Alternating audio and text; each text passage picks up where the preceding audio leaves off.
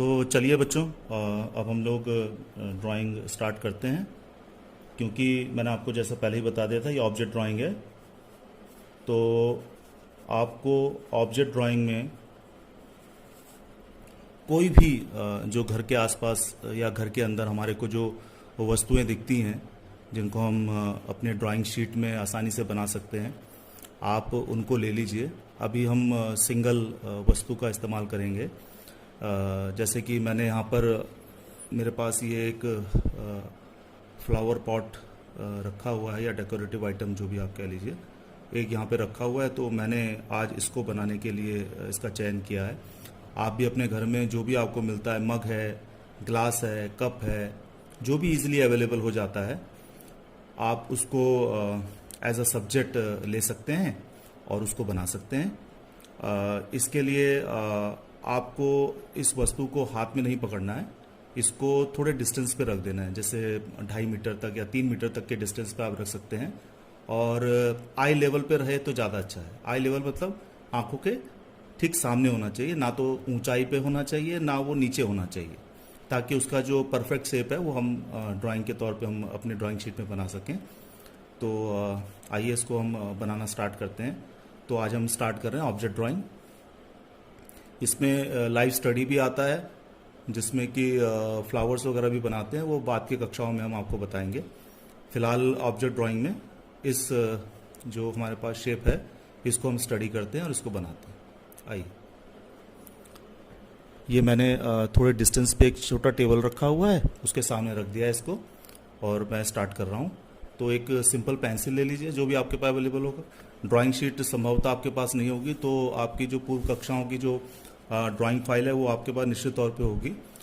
तो उसका front page पे ड्राइंग बनी होगी, बैक साइड वाला हिस्सा खाली होगा, तो आप उस हिस्से पे बना सकते हैं।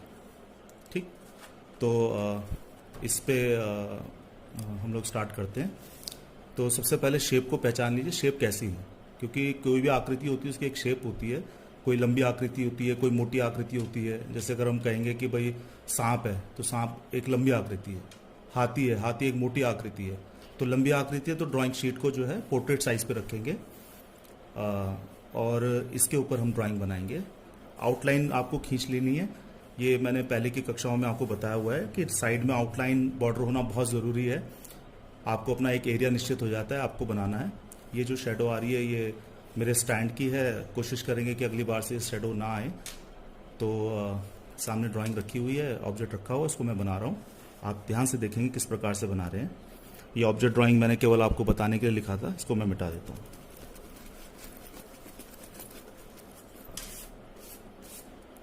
अब इसको स्टार्ट कर रहे हैं।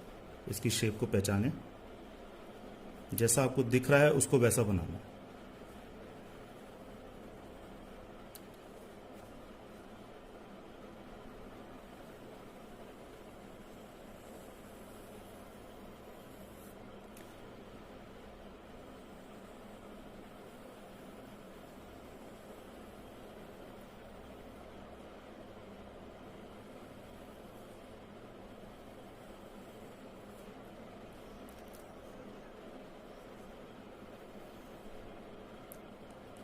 इसका बेस है,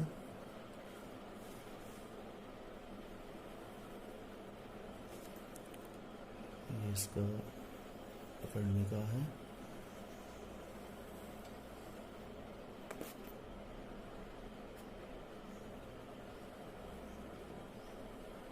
पहले हल्के हाथ से बनाएंगे, उसके बाद धीरे धीरे इसको डार्क करेंगे। जैसे ही हमारी ड्राइंग बन गई है, इसमें है मेन काम जो हमारा है वो शेडिंग करना है।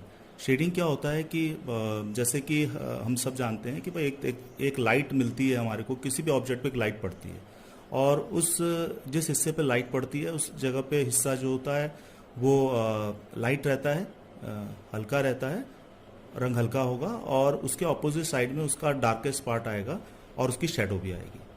तो फिलहाल हम क्या करेंगे कि ऑब्जेक्ट पे ही हम ध्यान देंगे।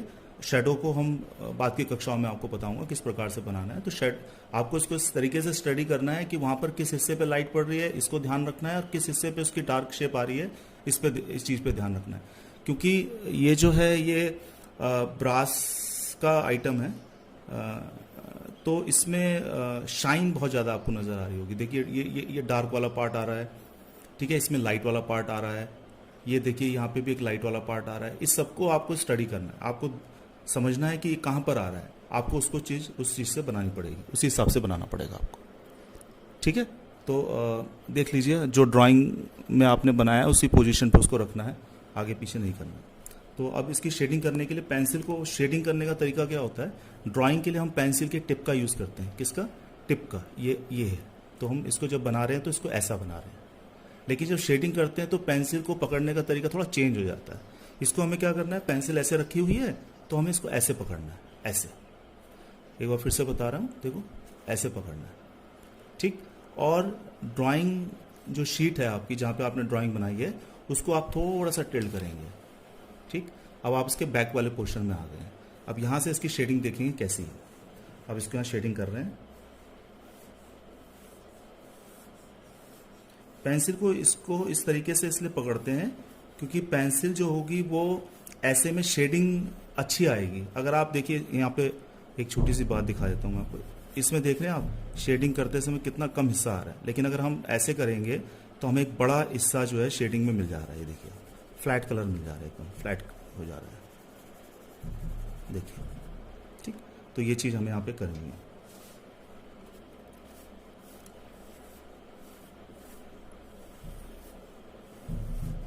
ड्राइंग को देखते रहिए, जहाँ पे लाइट है वहाँ पे छोड़ देना है, जहाँ पे डार्क है वहीं पे ही आपको शेडिंग करनी है। पेंसिल को कहाँ पे दबाना है, कहाँ पे हल्का रखना है। जहाँ दबाएंगे वहाँ डार्क होगा, जहाँ पेंसिल को नहीं दबाएंगे वहाँ लाइट रहेगा। तो हाथों का प्रेशर भी इसमें बहुत बड़ा रोल करता है।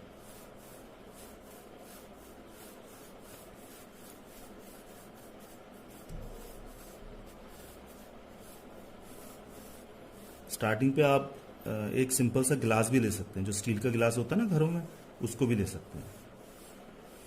ज़रूरी नहीं है कि आपको जो है ज़्यादा कॉम्प्लिकेटेड ड्राइंग ही लेनी है। अभी आप स्टार्टिंग में आप इस तरीके की ड्राइंग ले सकते हैं। हालांकि आपने पूर्व की कक्षाओं में ये सीखा हुआ है, क्लास 6 में भी मैंने बताया था, 7th में भी हमने ऑब्जेक्ट ड्राइंग होती ही है, 8th में आप लोगों ने सीखा ही है। तो ये चीज़ें आपको ज़्यादा दिक्कत करेंगी नहीं। तो अपनी सुविधा के हिसाब से कोई भी आप ड्राइंग यहाँ पे ऑब्जेक्ट ले सकते हैं और उसको बना सकते हैं।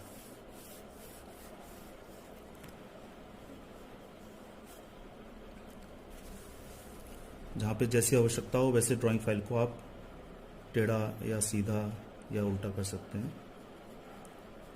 यहाँ पे देखिए मैंने थोड़ा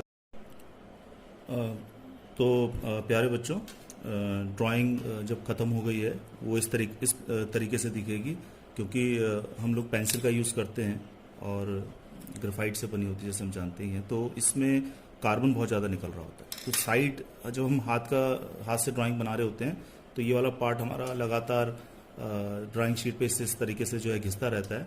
तो जिसके कारण क्या होता है कि ये जो काला वाला हिस्सा जो है वो ड्राइंग शीट जो आपकी ड्राइंग है उसके ड्राइंग के बाहर भी दिखने लग जाता है।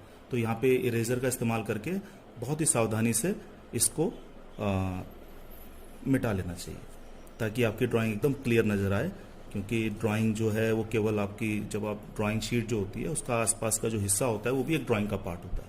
तो बिल्कुल भी ऐसा नहीं होना चाहिए कि वो गंदा नज़र आए या ख़राब नज़र आए। कलर करते समय कई बार कलर लग जाता है, वो भी अच्छा नहीं लगता है। तो आपको इस चीज़ की सावधानी ज़रूरी रखनी होगी, बहुत सावधानी से करेंगे। और जब आप इरेज़र से इसका यूज़ कर रहे होते हैं तो बार बार जो इरेज़र है आपका, रबड़ है, इसमें काला लग जाता है। तो हाथ पे या कपड़े पे इसको इस तरीके से अगर आप कर लेंगे तो ये हिस्सा साफ़ हो जाता है, फिर आप ये इस्तेमाल करने लायक हो जाता है, फिर आप इसका इस्तेमाल कर सकते हैं। ठीक है, एक कपड़ा ज़रूर रखेंगे ताकि या तो झाड़ लेंगे या तो कपड़ा रखेंगे जिससे कि ये ड्राइंग आपकी नज़र आ जाएगी। तो ये आपकी ड्राइंग यहाँ पर बिल्कुल रेडी हो गई है। तो आप इस प्रकार से अपनी ड्राइंग को बना सकते हैं। बहुत ही सिंप्लीफाइड तरीके से मैंने बताया है अभी ज़्यादा इसमें कोई ज़्यादा कॉम्प्लिकेटेड नहीं है, ज़्यादा डीप धीरे धीरे आगे की कक्षाओं में आपको समझ में आएगा कि इस शेडिंग को जो है हम ज़्यादा और बेहतर कैसे कर सकते हैं, कैसे जो है उसको 3D रूप में हम लोग दिखा सकते हैं। ये भी मैं आपको धीरे धीरे अन्य कक्षाओं में बताऊंगा। तो प्यारे बच्चों, उम्मीद है कि आप जो ये मैंने आज कक्षा में आपको सिखाया है, बताया है, आप इसको ज़रूर अपने घरों में इसको बनाएंगे और कहीं ना कहीं आप लोग व्यस्त रहने के लिए टीवी का सहारा ले रहे होंगे, आप लोग व्यस्त रहने के लिए बातें करते होंगे, लेकिन अगर आप इन चीज़ों का इस्तेमाल करें, ड्राइंग का भी आप सहारा ले सकते हैं, ड्राइंग बनाएंगे तो आपको फ़ायदा होगा, कक्षाओं में भी फ़ायदा होगा और आपका जो स्किल है वो निखर के भी आएगी। तो ठीक इन्हीं आशाओं के साथ अगली कक्षाओं में आपसे फिर मिलेंगे। अपना ध्यान रखिए, घर पे रहिए, सुरक्षित रहिए। Thank you.